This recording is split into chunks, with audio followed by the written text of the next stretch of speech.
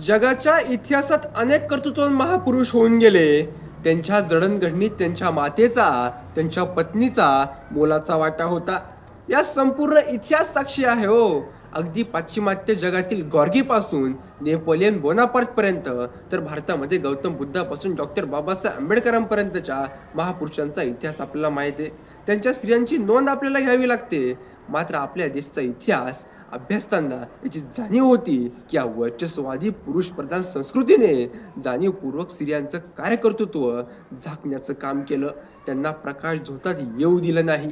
मात्र स्वराज्य प्रेरणा असलेल्या छत्रपतींना घडवणाऱ्या जिजाऊंना बालशिवबाला रामायण महाभारतातील गोष्टी सांगणाऱ्या जिजा मात्र यातून सुटलेला प्रामुख्याने जाणतं.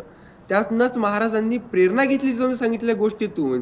एवढ्यावरच शिवाजी महाराज थांबले नाही, तर त्यांना जिजाऊंनी कधी भाकड कथा सांगितल्या नाही, कधी कथोकल्पित कथा सांगितल्या नाही, तर जिजाऊंनी कायम शिवरायांना सत्य प्रेरणा देणाऱ्या गोष्टी सांगितलेल्या आपल्याला दिसतात. म्हणजे बहुजनांचा वैभवशाली इतिहास सांगितला. प्रजावत्सल्य बैराची हत्या करणारा वामन, आपल्या पराक्रमी पूर्वजांचे शिरच्छेद करणारा परशुराम, तर षण्मुखाला ठार मारणारा राम. यामुळेच भारतीय बहुजन समाज उद्ध्वस्त कसा झाला हे सत्य सांगितलं. जिजाऊंनी शिवरायांना सांगितलं की कोण खरे मित्र आहे, कोण खरे शत्रू आहे. वामनने परशुराम बहुजन शत्रू आहेत, पण हिंदू धर्माने त्यांना देव केलं.